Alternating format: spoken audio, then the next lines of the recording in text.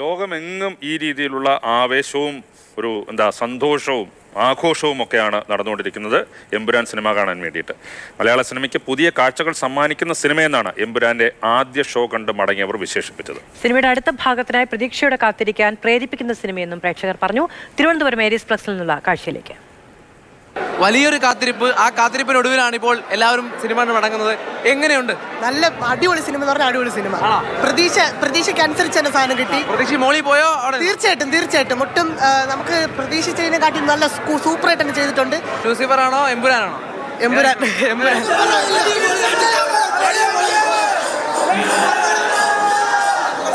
Cinema ഉഗ്രൻ എന്ന് പറഞ്ഞാൽ പൃഥ്വിരാജിന്റെ ഡയറക്ഷൻ, സെറ്റ്, ലാലേട്ടന്റെ അഭിനയം എന്ന് പറഞ്ഞാൽ അടിപൊളിയായിട്ടുണ്ട്. പിന്നെ മുരളി ഗോപിയുടെ സ്ക്രിപ്റ്റ് ആണ് ഇതിന്റെ ബാക്ക് ബോൺ.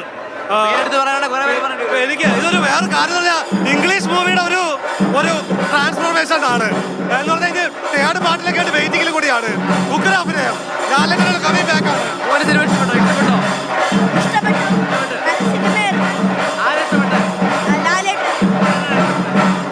ഇപ്പോഴും ലാലേട്ടൻ എന്ന പേര് പറയുന്ന കുട്ടികളുണ്ട് എന്നുള്ളതാണ്. എന്തായാലും വലിയ ആവേശമാണ്.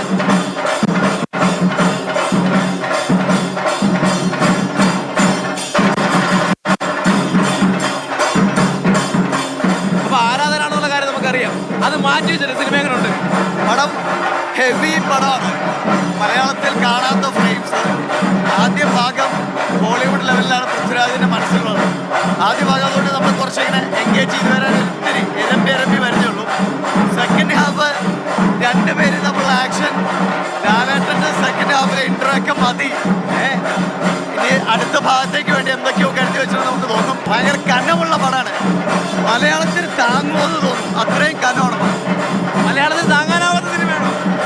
മലയാളത്തിന് സാധാരണ ഇതിൽ മലയാളം കണ്ടതിൽ വെച്ച് താങ്ങാനാവാത്ത പക്ഷേ ഇനി നമ്മൾ പഠിക്കും, ഇത് താങ്ങാൻ പഠിക്കും. അപ്പൊ അത് തന്നെയാണ്. അതുപോലെ മലയാളത്തിന് താങ്ങാൻ കഴിയുമോ എന്ന് തോന്നുന്ന സിനിമയാണെന്നാണ് ഇവരെല്ലാവരും പറഞ്ഞത്. അതാണ് അവർ അന്താരാഷ്ട്ര നിലവാരത്തിലുള്ള സിനിമ എന്ന വാക്കിൽ